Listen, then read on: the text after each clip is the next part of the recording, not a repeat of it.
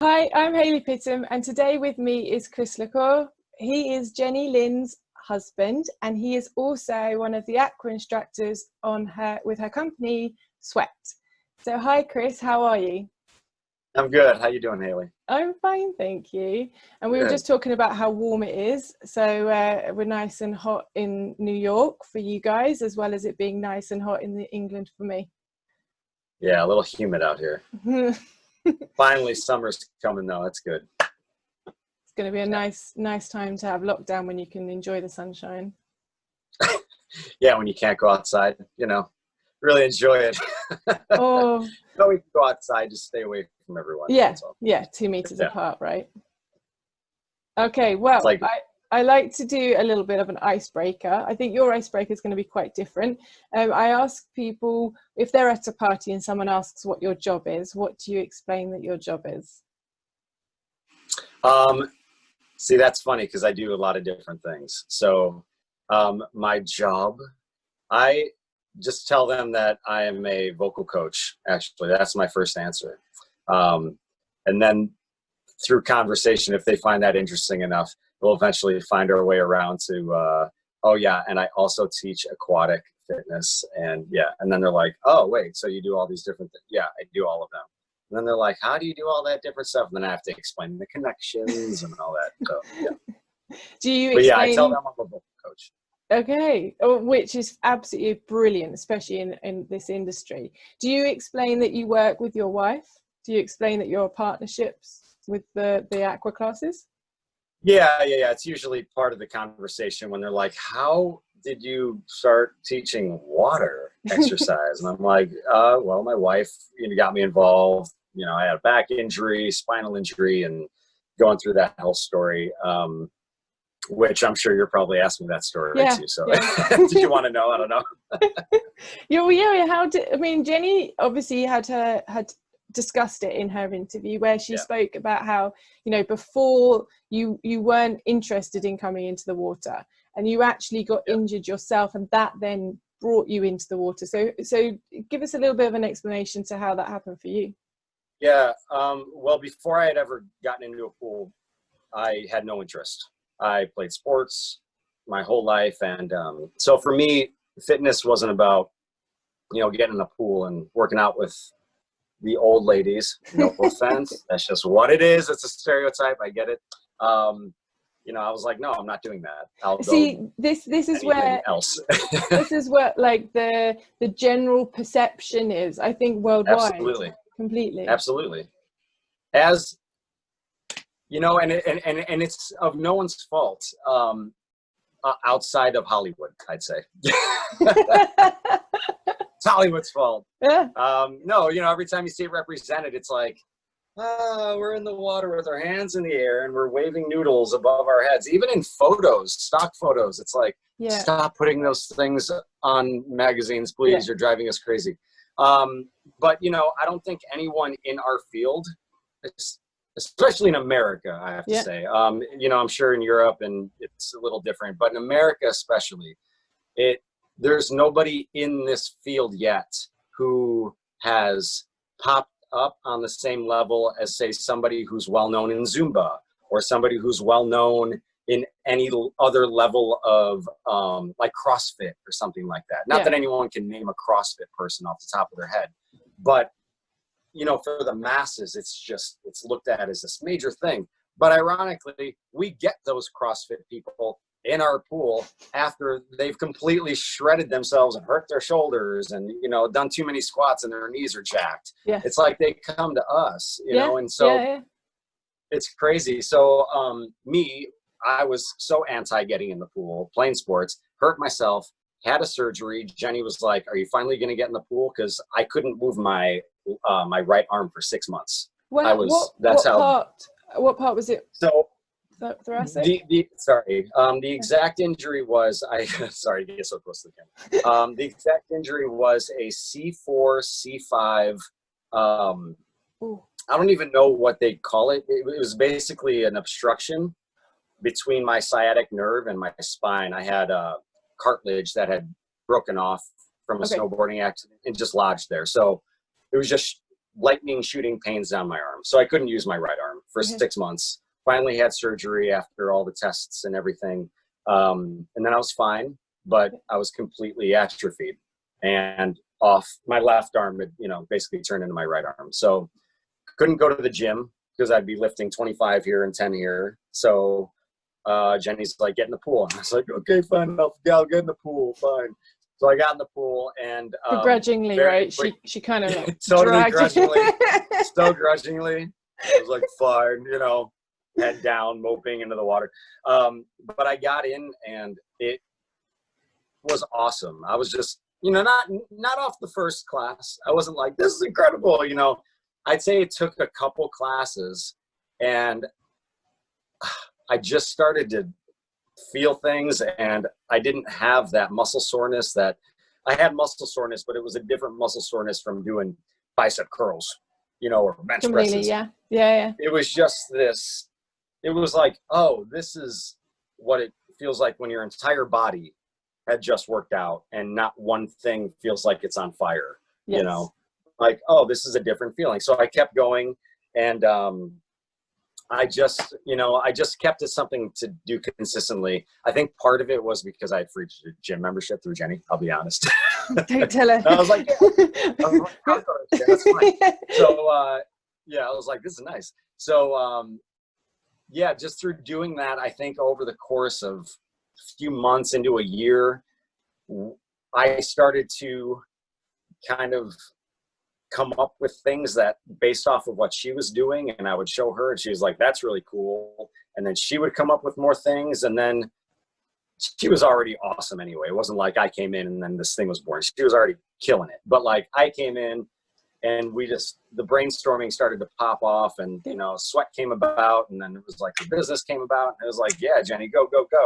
And so that's how I got involved. Sorry, I don't mean to ramble on forever. Keep rambling. It's great. Yeah. It's great to find out how these things start off. I mean, with the fact that you had your injury and the fact that you took yourself to do rehabilitation in the water and building yourself up, that is what we do find coming to our pools a lot. We find that the fact that they are I don't want to say pushed into coming, but they kind of find themselves having to come, and then that then leads them to then realize, actually, this is a really challenging workout, and it is really hard.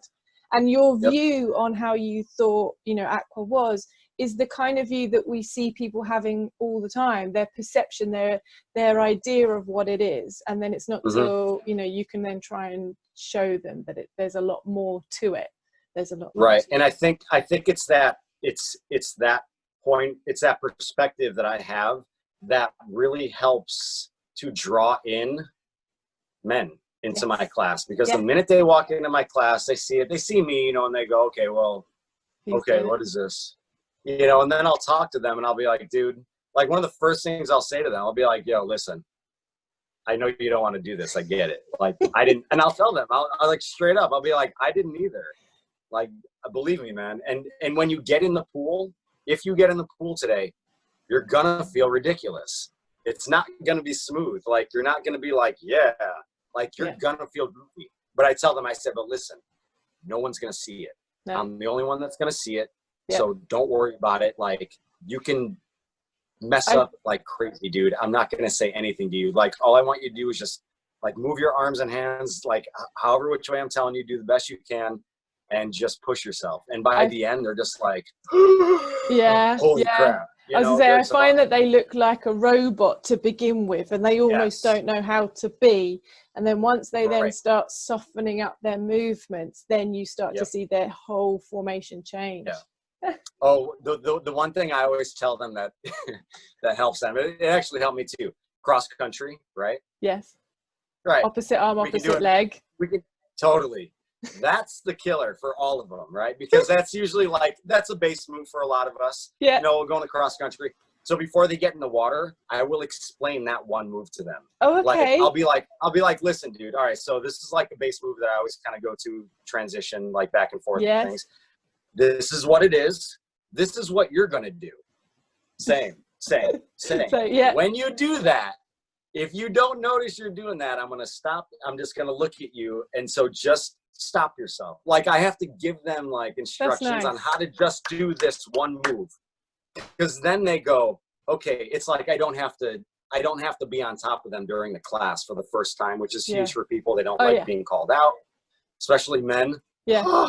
No way. Don't pick on them on in the a first class full of women. No. Kidding me? No. Don't even bother. Not here in America anyway. You know, maybe wherever else. No. Not in the UK either. Yeah. Oh, great. So so I give them like on land the instructions that I know they're just gonna flub like crazy. Yeah. And I'm like, just and so they do it, and then after they're like, that was hard, and thank you for telling me that. Yeah. Because like, I mean, it's crazy because walking, when we walk down the road, it's normal, right? Yeah. Opposite arm, opposite leg swings. You get a nice rhythm, and then for some reason, just the sheer impact of getting into the water throws that completely out of the window, and they end up doing same arm, same leg. And so it happens for, I mean, it happens for women as well as men, but men do tend to be, tend to find that robotic action, and you can see their whole body shifting at the same time. Yeah. And men just get so much more self-conscious. It's true. We are more sensitive. Oh, yeah. In that aspect. When it comes to our physicality, when it comes to like, our coordination, physicality, our ability to throw and run and do these things, like when that's compromised, we're like, I have nothing. So yeah, it's like every little thing I can give them to help them while they're doing the class, in the end, after it's said and done, even if they've messed it up, it gives them a sense of like, okay, well, you gave me the heads up, and I know that this will probably get better because in 45 minutes I got better. So if I come back, it'll get better and better and better. Yeah, and then that helps them. And then I have classes full of men, and the women are like, I'm not coming to your class. And I'm like, okay. That's so, isn't that just so wonderful? That's just brilliant though, because we don't get those full men classes unless they are like a specific football team or a rugby team. I mean, we've had the firefighters, and Linda does a lot with the rugby side of things and stuff. So like when you've got a team like that are all collectively working together, then they kind of take the mick out of each other. But when you've got a class where it's individuals coming to that class and they're all guys, that's amazing. Absolutely brilliant.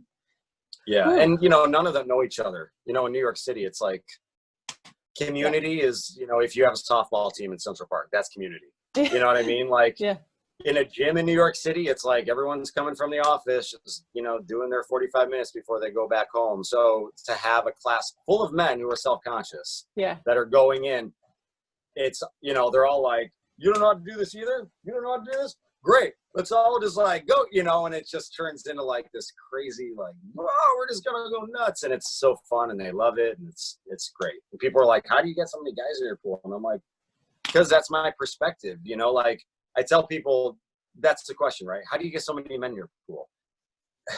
Unfortunately, it's because I'm coming from their perspective and I understand what their brain is doing. I understand what they're thinking. And so when I talk to them, I can totally be like, dude, I get it.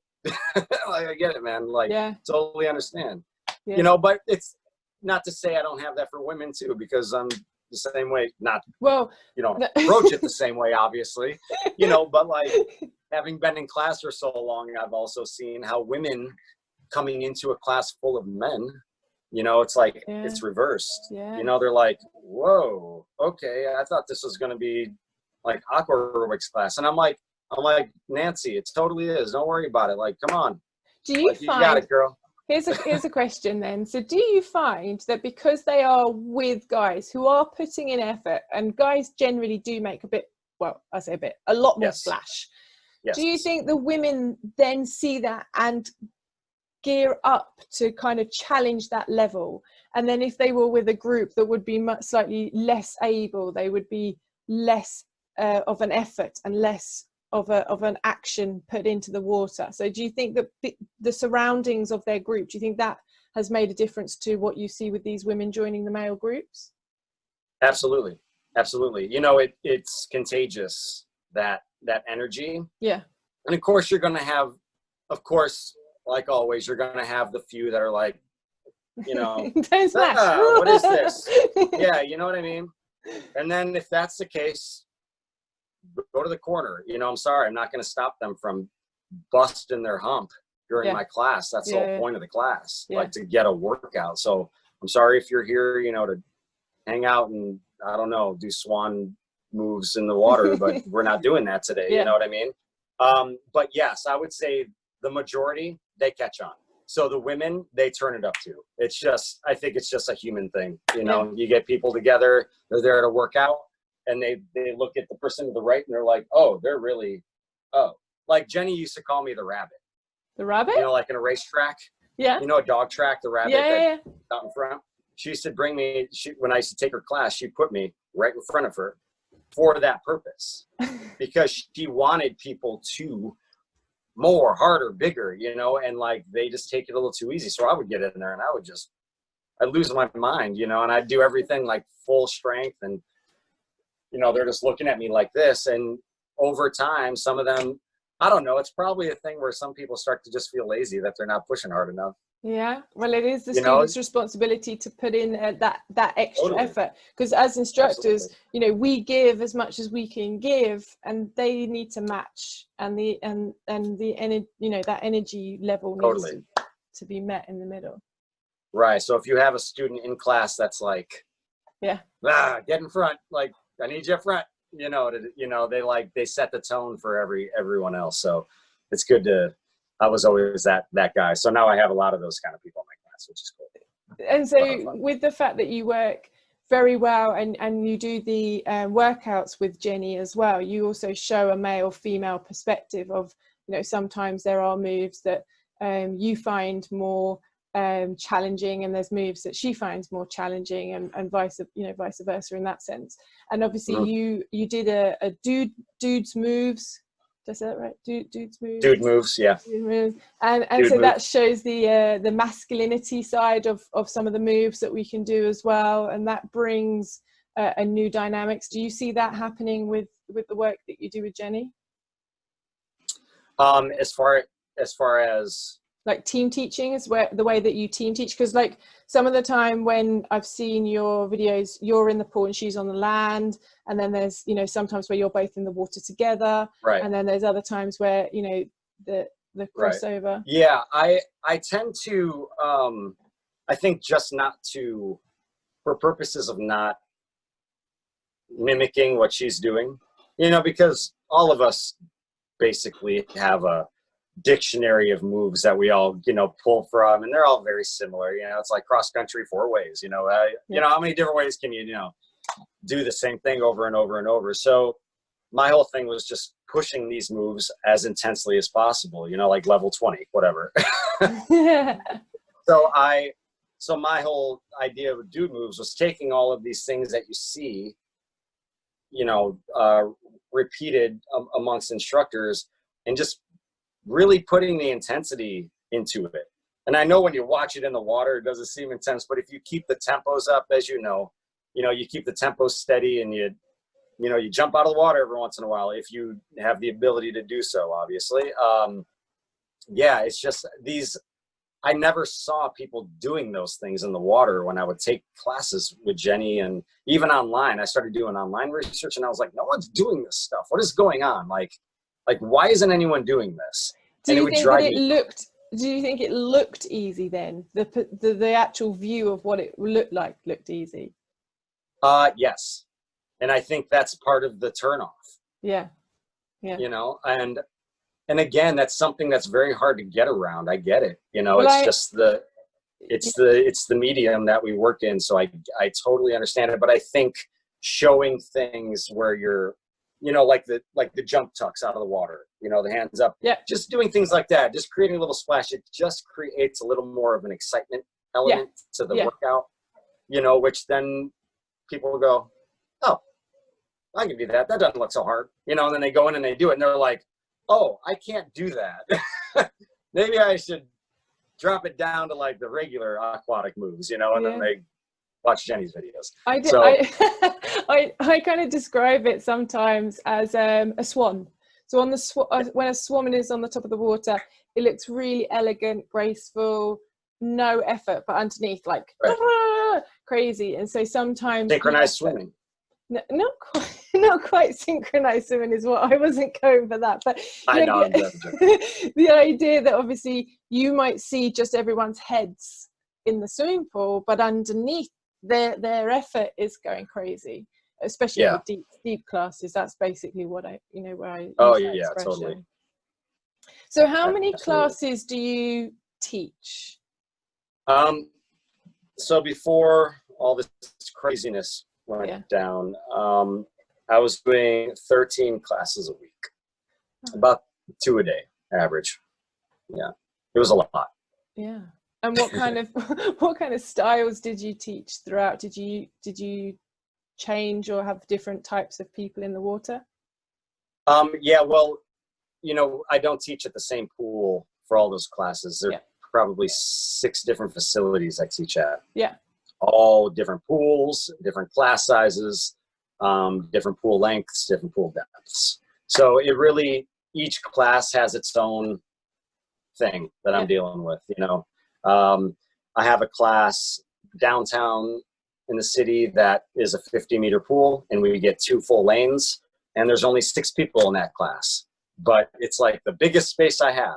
And so we, I have them not swim drills, but we do down and back stuff a lot. I'll have them do cross country, suspended cross country all the way down and back. They're wiped. Try to do a cross country by yourself, 50 meters down and back without touching the floor. You're going to be just completely exhausted. And they're doing that multiple times. So, that crew is probably average mid-60 range. And they are so in shape because of that pool. Yeah. And I have that. I mean, 50, to work them out that way. 50 almost, 50 meters is one of those pools where it's so long to look at from one end to the other.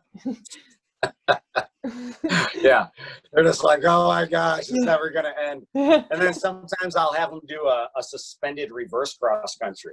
Nice. Challenge. Back. Oh wow. No, halfway through they have to flip up their legs and just kind of backstroke on their, because they can't. It's too much. But that pool is one thing. I have another pool that's it's so small, but it's packed with 15 people, and so everything's in one spot at the wall. So it changes from class to class, but the level of workout, the level of intensity that I give people is always the same. I usually try to keep it in somewhat of a HIIT style. I was just about to say, really, really intense. Chill out for a second. Let's go, chill out. So is that your favorite style of class? Do you prefer to teach the HIIT style? Yeah, and I didn't even know that's really, again, not coming from. Yes, I have my certifications and I took all those tests. I get it. And I know what HIIT is, but to follow I'm going to do a HIIT format today. I'm going to do a Tabata format today. I'm just not that guy, right? No, I'm just not that. So when I would teach, I just taught the way that I like to work out, which after doing it after a while, I was like, oh yeah, this is totally a HIIT class, because I would have a warm up and then, then, all right, everyone go to the wall, get a little drink, and then do a little wall work. And then something off the wall, and it would just bounce around based on the equipment I wanted to use for that 10 minutes, and then okay, we've been with this too much. Go over to the wall, let's do it, let's break it up and do something over here. Okay, grab that piece of equipment, go over here and do this. So it was always just naturally I would section it out. So naturally it was a HIIT class. And I'm like, okay, yeah, I can teach it. All right. That's it. It's a bit like a circuit as well, because if they're moving from one station to another to get a piece of equipment, it's kind of like a circuit. Well, they're all doing the same, oh, okay. They all have their equipment on the side of the wall. So it's everyone, stand on a line, let's do work cross country with tucks, everyone's uniform. And then it's after 10 minutes doing crazy stuff like that. All right, everyone go to the wall. Let's do wall taps, kick. All right, grab your noodles. Let's go out in the middle of the pool, do some hand buoy work or something. Yeah, so it's just sectioned up that way. So, but sometimes it is in that style too, where it's I'll break them up in groups of 4 or 5 or 6, and 5 stations and, just circle them around. That's great for an instructor. because we don't have to do anything. It's much We're like, easier. yeah, go to your station. 1 minute, go. Okay. Great work, guys. Okay. They're the days where you have no energy, or you're injured, totally. or your class is also having to, like, have a bit of a timeout, and they can't work as hard because they've got, maybe it's too hot, or the swimming pool's been changed. So what's your favorite piece of equipment to use? My favorite piece of equipment is the Aqualogics drag bells. I love those. Yeah, those things. And the men in my class, those are their favorite thing too. It's the thing that most mimics weight, if you will. Where they can, both directions, they can get a bicep curl and a tricep curl all in one hit. Yeah, should explain, just in case someone who hasn't seen the Aqualogic bells. They look a little bit like a helmet. Like Darth Vader helmet, if you will. Darth Vader helmet. They come in black, blue and green, and the fin on the outside of the helmet is, the thickness it varies for the strength. Oh, you know what it kind of looks like? A lemon squeezer.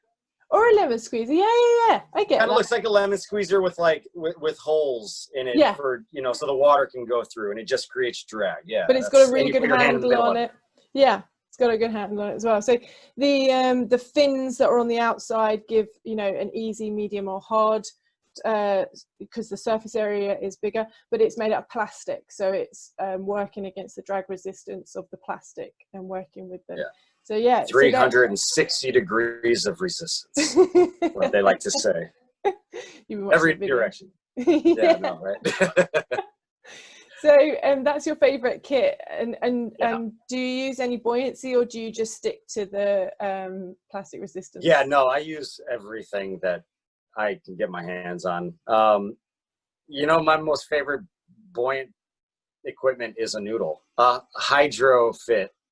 Oh, HydroFit noodle. Okay. Yes, not the flimsy little colored noodles that people buy for their backyard pools. No, the thick ones that it's hard to push down. It holds you up. Yeah. Those things are awesome. Yeah. So the HydroFit ones are pure white. They come in different widths as well, so you can then pick the kind of width that you want. And also they made the mini ones as well. They got a little addition to them. I think they're used for the horse. They've got the HydroFit horse. And in the ends of the horse as well. But that's no reason why you couldn't use them as little dumbbell type esque noodles. You can use anything in the water that floats. Like, you use a plastic bag if you want. It's like, well, good luck with that one. Yeah, right. Maybe not a plastic bag. Yeah. But in the old days, when I think it was like literally, when I first started out, I saw a video of an aqua class where they were using bottles, just a normal regular bottle that was empty. Interesting. And that was before the foam dumbbells came out, and they were just using or Lenore bottles with the little handles on them, or they were just using the plastic bottles. So I do remember, that was a long time ago, but I do remember the equipment being quite basic back in the beginning, and now we have so much more on offer that we have these, the bells from Aqualogics, that also we have the Aqua Strength bells as well. So they're all plastic and up to date. Oh, well, yeah, those Aqualogics bells, those are the best piece of equipment that I've noticed that actually help build muscle in water. Yeah.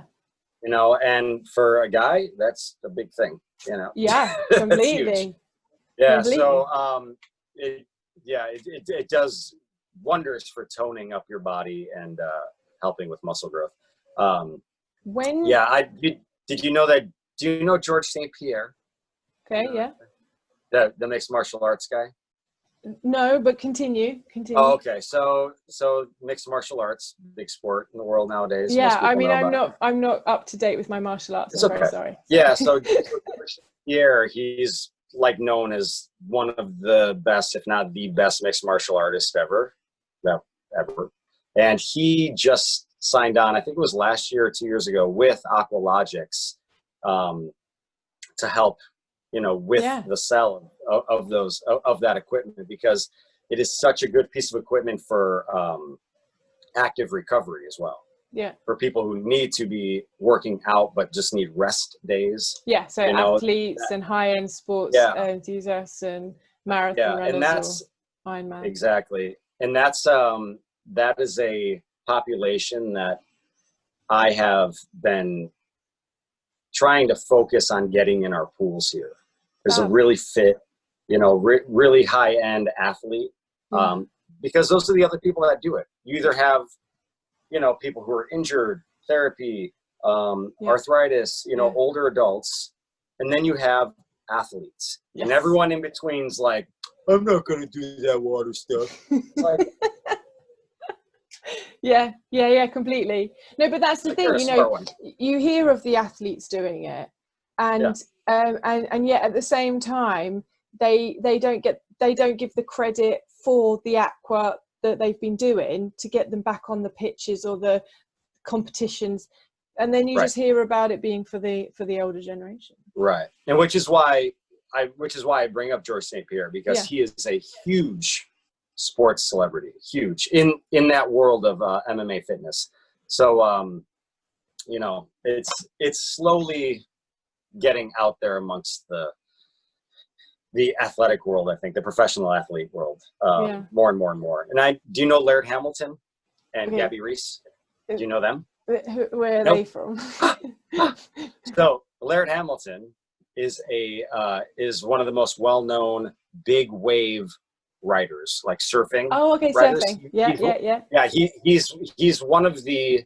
He's not the originator of toe-in surfing, but he was one of the first people to start doing it regularly. Okay. And he is the originator of something called the hydrofoil, which is basically like surfing above water. It's like you're like up here, the water's down here, and you're like on a surfboard up here. It's crazy. You can look it up. Hydrofoil. Anyway, point about. Is that like a hover, the hoverboard, from Back to the Future? Yes. But it looks just like that, but it glides in the water underneath, so you're not actually like dealing with the waves. You're just like, it's weird. Look it up. It's crazy. I'm going it's really to. It's very cool. It's very cool. But my point about Laird Hamilton and Gabby Reese, so he's known as a waterman, right? Like he's been in water his whole life. He's known for that. Gabby Reese is an Olympic volleyball player, and they started a company called XPT. And what he did, being a big wave rider, he would do his own exercises in deep water. Okay.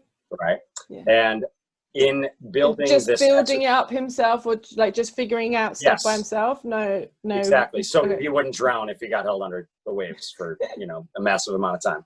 And he had a whole workout regimen, and his wife is very fitness oriented too. So they started a company called XPT, which deals with breathing, exercise, and water work. Okay. But their water work is about submerged. Submerged work. So it's very, very intense. But he started working with high-end athletes. He started working with NBA athletes. Oh, okay. Years ago, when Jenny and I really started getting into doing our own classes outside of the gym, which was like 5-6 years ago, they started their XPT company. We're like doing it at the same time. And so we've been watching them, but he is somebody who is very, very well known in Hawaii and California for bringing in NBA athletes, really high-end professional athletes in America, where in their off season, they will go to his facility in Malibu or Hawaii and train with him for months, just to active recover their body, just because of the amount of banging and pounding that they put on themselves throughout the year. And sorry, that was a long way to explain, but those people are, but they're doing incredible things. We eventually want to work with them at some point, but amazing. But that deep water work is something that I would do when Jenny and I had our own pool too. And that stuff is intense. I want to bring that to IAFC some year. We'll see if that happens. Yeah. Oh, that'd be I think amazing. that's way down the road. It's way down. I'll bring my vocal things to IFC first before I do that. Yeah. I'll sign up for that one just to give it a go and experience. And if you could just fit in getting the hoverboard aspect into the class as well, I'm up for that. Hydrofoil. Yeah, that one. I couldn't remember the name. Yeah, I don't know about that. I feel like I now need to also up my game on my professionals, because obviously I didn't know the MMA guy and I didn't know the surfing guy, so you know.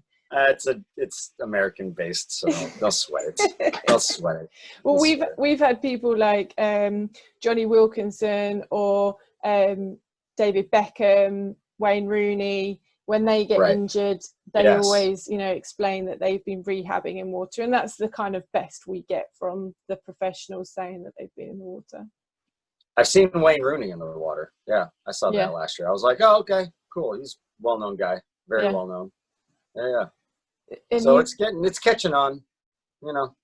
Yeah, but again, he's not exactly bringing the masses into the pool. They go, oh yeah, he's doing it in water, but they don't then follow up and go to the water themselves. So yeah, I think you need somebody showing. I think you need them showing people what they're doing and why they're doing it. And I don't even know if they know why they're doing it. Half the time they just have a coach telling them to get in there and do this, that, and they're just like, okay. Yeah, you know, and sometimes the coach pay people like us for. Yeah, I was gonna say, and sometimes they're not even a water specialist coach; they're just a normal, land coach. Yeah, most of the time. Yeah. So coming from obviously your background being a vocal coach and coming into the fitness industry and coming into the aqua industry, I want to kind of ask the question about, like, you know, being a guy in this world. How does it feel? Do you have any like competitiveness? Is there any kind of elements to where you feel that there's a lack of anything coming from, you know, a bloke's point of view being an instructor? Not really.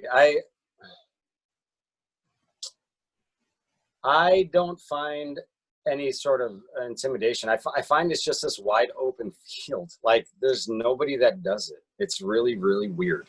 It's really weird. So to have a sense of like, oh, what are they doing? Oh, what are they doing? Yes. It's kind of ridiculous to me. Like, I don't get it. Like, it's such a small community of people. Like, there's no reason to be feeling like you have to compare. I mean, naturally you're going to do that, but, you know, compare in a way that's going to make you defensive to, like, open things up to, like, everyone working together and making everything awesome just seems so silly to me. It's like, yeah, okay, you might have this thing going on over here that's like very specific to the way you do it, but it's like, that's just how you do it. Like, that's cool, you know, like, this is how we do it. Like, you don't have to love this, we don't have to love that, but like, it's all good, you know. So like, let's just try to all get people doing this stuff, you know. That's why I love IFC is so great for that. You know, people come together and they meet and they see, and everyone's like, oh yeah. But share ideas. I find that, I just find that I guess it's probably more, I find the more interesting aspect of the fitness world is the way that the land people look at the aqua people. Yes. Oh, well, I'm like, thank you for bringing that up. Why such the hate? Like, I don't understand the hate.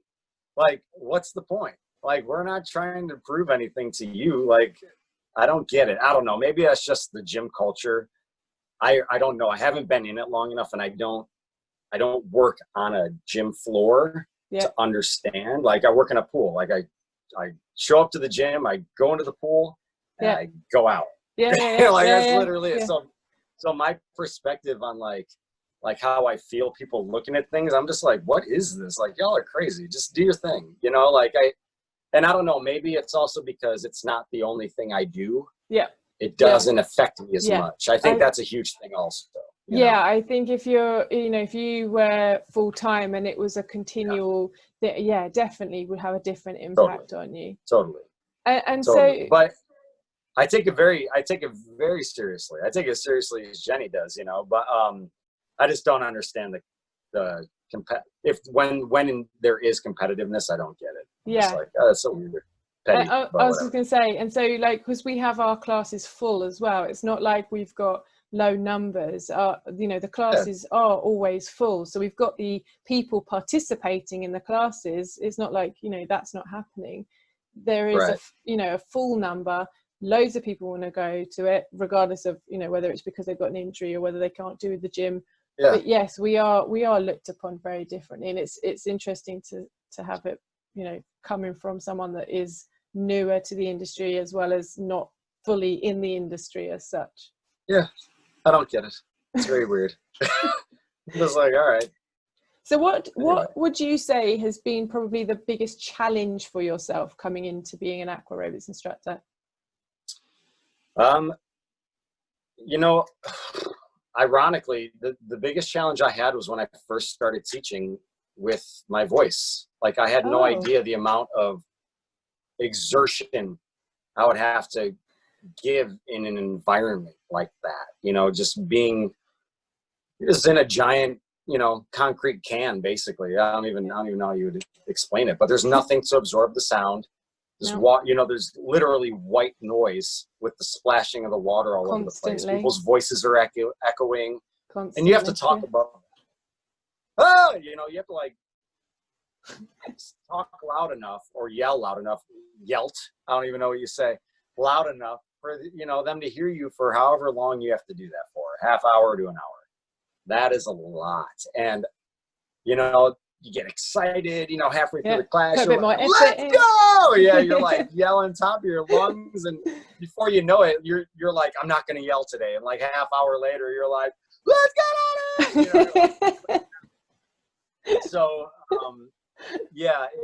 that was, I'd say, surprisingly the biggest thing. That, and also the fact that I had to eat more, because I did not realize, I was like, oh yeah, I'm burning more calories now. I need to eat before I faint on the train. You didn't have any incidences, did you? No, luckily not. But no, it was more, the body adapts, whatever. You physically adapt over time, but my voice was, whoa, I was freaked out for months. I was just like, this is crazy. My voice went through like a whole metamorphosis. Like, it changed. It literally shifted. The way that I use my voice changed. Where I had to use my voice from changed. Yeah. It was crazy. It was really interesting. My voice is a lot deeper. Yep. I know it gets deeper with age, but my voice is a lot deeper, and I think that's just purely down to teaching so much. Yeah, that's because you've thickened your vocal cords. I don't like to. Is that wrong with that?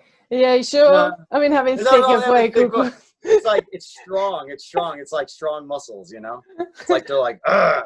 Okay. Holding things together. Yeah. All right. Things together. I'm taking that as a positive, because it is a positive. It's good. No woman wants to hear that they've got anything that's thick. Sorry. Yeah. Sorry. That was bad. That's all right. Strong. No, but I get it. I get it. Yeah. It is a funny. We have to respect it. It is a tool. It is part of our job to have our vocal attributes projecting across the floor. I was going to say floor, but pool, projecting across the pool. It's really important for us to look after, and they don't take that into consideration from the management point of views. Do you get given a mic at all? Do you have a mic to use? Microphone in a few places we have. I find that they're just super cumbersome for me, for myself. And, I'm not the only one using it, and it's like sweaty, and I just have a thing against it's like, I don't want to wear someone else's sweaty headset. It's gross. So I'm just like, forget it. So that was the other thing too. I had to learn how to really use my voice in a different way to support the amount of power I was exerting, and I'd say it took a good 6 months of adjustment time for me to kind of because being a singer and being a vocal coach, I use my voice a very specific way all the time. So I literally, while I'm still vocal teaching, had to learn how to use my voice differently in that context. Yeah. And still be able to properly use my voice efficiently and access it all the ways that I was accessing it before. Yes. And it was just, it was like I was telling you earlier, this is like any other part of your body. It's muscles, it's ligaments. And this has to be taken care of just as much as everything else on the outside of your body that you can see. Yes. Just because you can't see it doesn't mean that you don't take care of it. Vocal health is like a huge, huge, huge, huge thing. There are so many performers that you know of. The whole reason why you don't see them for like 2-3 years, half the time, is because of their vocal health. They went on tour, they didn't have the right coach, and they went out there and they're singing, they're doing all this stuff. They're not doing what they had to do to recover themselves in between shows. Done. You do hear that. Yeah. Yes. Adele. I mean, I was going to say Adele had it. I know that, you know, the often they have to have the vocal surgery, and then, you know, they said about the nodules, and they have to have the, you know, that little girl, Charlotte Church from your country. Yeah.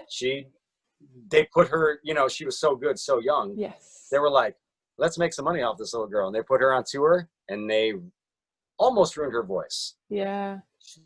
She had vocal problems so young. That's why she was gone until pretty much she became an adult again. Yeah. And then it was like, oh, there's Charlotte Church. Oh, she's good. Thank God. Yeah. You know, because she got the right help. But it is impaired. It's like anything. You lift weights the wrong way, you're going to compromise your body. Like, it's the same thing here. People just don't see it, and they don't know who to go to, and they don't know outside of like I don't even know. You know, I mean, I know who you can go to, but it's a tricky instrument to work, you know, and you really have to be kind to it. It is very sensitive. And I hear so many, I mean, I just did a thing for Fit Motivation for Mark Revelding on vocal health for instructors. It was just a little short, nothing, you know, it was very, very short.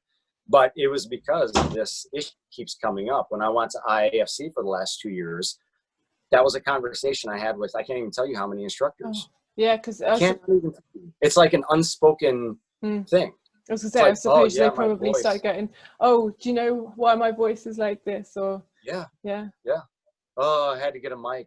Oh, you know, it's ridiculous, and it's not talked about. I was so surprised when I saw New York Times had an article about it at the end of last year. I'm so impressed by that. I mean, I want to see that article. Yeah, you guys can Google it, New York Times. I don't even try to Google it however you can, but it was just it was just not that long ago, this past year. But they actually interviewed people from one of the gyms I work at, Equinox Columbus Circle, but they interviewed land instructors, which is fine. You know, they have the same issues. However, they don't have the exact same issues, because they don't. You know, they have an environment that is pretty much based around their class, whether it be spinning or a toning class with weights. You know, they're in an environment that's very, very different.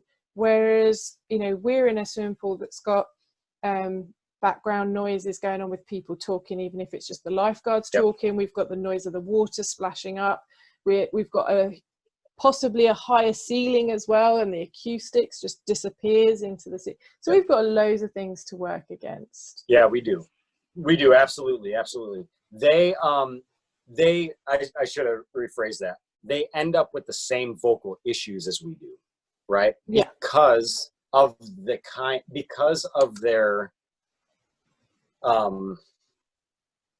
them not knowing how to properly support their voice, just like a lot of us don't know how to do it. So really, the environment, regardless of the environment, you're yelling. You're not. You're at a vocal level that is above speaking. Yeah. And whenever that's happening, you have to know how to use your voice and the proper mechanics of your body to support your voice the right way, where you can sustain yourself without injuring yourself for long periods of time. And that is something that is not taught to people. No. At all. No, definitely not. And so, I definitely think it is something that we need to almost add in to our training for the new instructors when they come through. It should be, yes. Yeah. Absolutely. Because that's what we were talking about just before, and I was saying about my vocal issues. You know, when I was starting out in the industry, I didn't even get given a mic. I think it was the boom box that I shoved on my shoulder, and then I walked onto poolside. I had a tape, put my tape in, press play, and I was just going. I still got those tapes. I you know, just yeah. for Bring the old boombox back one day when you go back to class. Never know. Never know. On your shoulder. and all I'll need is a pen just to, you know, make sure that the tape is wound up properly. Yeah. But no, I didn't have a mic, and so I did strain my voice. I did cause some damage to my voice. I definitely didn't get any instruction at the beginning of being an instructor of how to look after my voice as an instructor. And you're just kind of thrown in, you start teaching, you get involved, as we were talking about earlier, you get your emotions going, your motivations going, you're like drilling into this class that you want to put in loads of power in, and then at the end of it, you've got no voice. Yeah. Yep. Toast. Yeah. I had when I had to have my vocal retraining, you know, this was years and years ago. So when I had to have that, I had lost the pitches in my voice, so I couldn't go up and down. And that's really important when you talk, you know, to be able to take the volume, to take the tone up and down. And so, you know, an overstrained instructor will have a very flat voice. Yeah. And it's awful, you know, you can't use your voice the same way. You're like, it's almost like losing a limb. You're like, oh my God, what am I going to do? What am I going to do? You know, people freak out. It's like, take care of it. Yeah.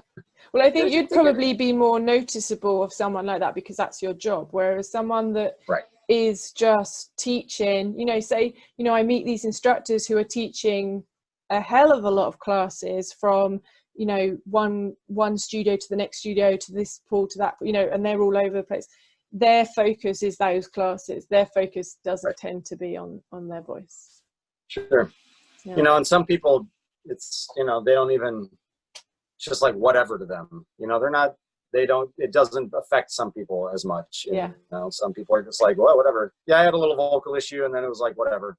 You know, and they're fine. That's, you know, you find that everywhere with everything. You know, some people get through the coronavirus and they're like, yeah, it's fine. Other people are like, ugh, not so good. You know what I mean? Like it's different strokes for different folks. So what would you give a new instructor a bit of advice on how to look after themselves?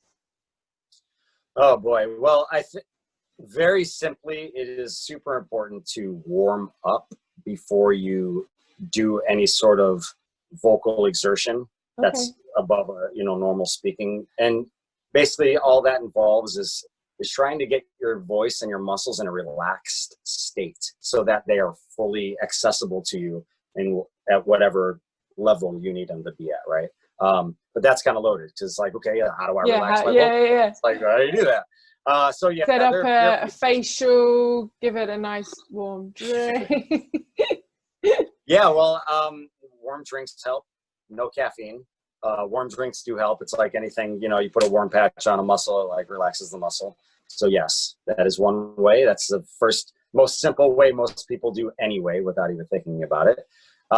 Second way, I'll give you one vocal exercise. Ooh. I'll give you one. Oh, okay. Ooh, exciting. And this is something people do like naturally anyway. It's just when you put it in like, yeah, this leads to this. People are like, oh, okay. So it's called a lip burr. You can do that, right? Right? Yeah. So all you do is you just do big, I call them big carousels.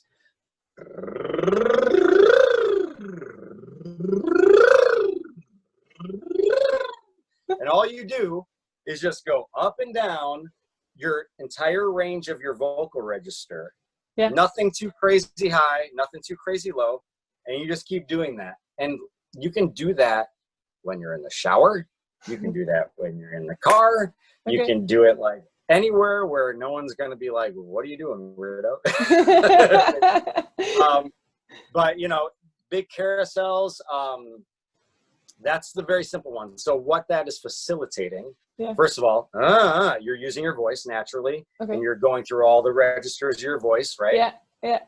Doing a lip burr, what that is facilitating is that it is forcing you to have to push the air out of your body using your support system. Because when you compress your lips, the air can't fly out of your mouth as fast. Okay. So without you realizing it, you're actually kind of contracting this section. Diaphragm, when you lip burr, there's kind of a tightness there, right? Okay. So that's helping with the breath facilitation. Yes. And also the lip burr is keeping your lips and everything in here and your jaw loose. There's no tension. Do it for a second. I know it feels totally ridiculous. I get it. And this is why voice lessons, people don't like doing voice lessons, because they're like, I feel like an idiot. But yeah, this is the... It's definitely not every day that I sit here doing this and... Yeah. Your first vocal lesson with me is going to be on a podcast. How fun is that? I'm there. I'm with you. I got it. All right. Yeah. Yeah, but that's just such a small little simple thing that people can just do. You know, I mean, you can do carousels. You can go. You can stay down low.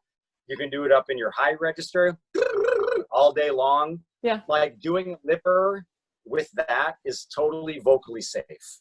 Like you're never really going to injure yourself vocalizing that way. So that's a great way just to vocalize, and you can do that for 5-10 minutes, and I guarantee you'll feel better going into a class before that. Amazing. Oh, thank you so much, because I really wasn't expecting you to give us any tips like that. But I'll be sitting there massaging my face. But thank you ever so much for giving us that bit of information. So one of the last questions, which I will wrap up with, is something that I kind of use as an ending tool, and it comes from one of Linda's questions. I always say it's Linda's question because it's a bit of a weird one, because for you it's going to be completely different for someone like myself. But when you look at the aqua industry, let's put the vocal stuff aside, what would you like to be known for or remembered by as you go through? You know, I would like to be known as somebody who was a example of what can be done as far as what men can do in the water, right? Yeah. Like I want to be an example for men in the US. Like, hey, this is a workout that you should be doing. Yeah. Like I want to be known as like, oh yeah, that was one of the dudes that like kind of started that whole vibe. And you know, like I know Mark Velding's there. He's been here for a long time. Nothing against that. But you know, like you say, everyone has their specific thing. Like I want to be known as someone who was able to help bring in more of a athletic style of aquatic workout that attracts men into this industry. Absolutely. Obviously tied in with Jenny. Yeah. We gotta bear you know, that but in mind. you know, she's doing it also, but you know, I want to be involved in that conversation, being like, well, you guys really upped the ante on this whole water workout thing and like really brought in a whole new cast of characters we didn't think was going to come in here, you know? So yeah, that's what I would like to be known as. Yeah. And part of the sweat team. Yeah. I'm already part of the sweat team. It's quite an interesting point for what I'm about to say, to be in a partnership where you're your own person, but at the same time you're with someone. So like for me, because my mum is in the industry, Linda, we've worked together and we've worked through, as she's progressed, I've also progressed. And you know, yourself, you're with Jenny and she's progressed, and then you're coming up with. So I very much know exactly how you feel, and you're with someone that has that same passion, that's got that drive to keep that going, but yet at the same time you've got your own individual part of where you're going with it. Yeah, that's actually been a very interesting thing to navigate. Yes. Honestly, you know, this was her thing, the aqua world. I just jumped on in. So as her husband, you know, I had to be very careful of how to traverse, you know, and not step on toes, because I didn't get involved with it to, you know, be like, all right, Jenny, let's go do this sweat thing. I got involved with it for her to be here and me to be back here, you know, and her to be up in front and me just kind of be like, you know, I'm just helping you in the back. I'm just helping you in the back, you know? So it's kind of like, I'm the Robin to her Batman. You know what I mean? Like, I'm just the sidekick, and I'm fine with being that because I have my own thing anyway. So I don't have the urge to, like, you know, be a Jenny Lynn in the water fitness. I love sitting back and kind of observing it from behind and seeing, like, oh, that's interesting. Oh, that's interesting how that's going, you know, and just knowing where I can kind of slide in and find my own little niche and help with what she's doing with her business and with aquatics in America right now. Yeah, no, it's fab. And as you see her progress, a bit similar to watching Linda progress as she's gone through her career, you get to celebrate those rewards together as well. I mean, she's doing amazing work, and with the stuff that she's doing, you know, every so often I just need to go, you're doing so well. Yeah, she's doing so great. I'm really proud of how much she's accomplished, you know. Here in the city too. The city's crazy, you know. We run around a lot, and it's it just, there's a lot of things to take your attention here. So the fact that she's been able to, you know, really focus on getting this Jenny Lynn Fitness and the Sweat brand big in the country right now, actually internationally too. It's very cool to be a part of. You were there when it started. You're going to watch it as it booms. You're going to be there as she grows to be bigger. It's fab. That's right. Handing out noodles to people. There you go. And instead of, like, you know, watching from the sideline and thinking, oh, I can't get involved, you're in the water, you're there, you're doing it, and you're challenging them. Yeah. No, I don't doubt someday I'll be on deck with her, you know, during one of these things, you know. It's but it'll present itself when it's ready to. We're not rushing anything. Yeah. Oh, well, thank you ever so much for chatting, and thank you for your Haylley. vocal lesson for us all. And when we meet next time, I hope to obviously talk more about the vocal stuff and the vocal lessons and helping instructors, as well as seeing more of what you're doing in the pool. For sure. Yeah. And if anyone has any, you know, questions or wants to reach out to me, feel free to.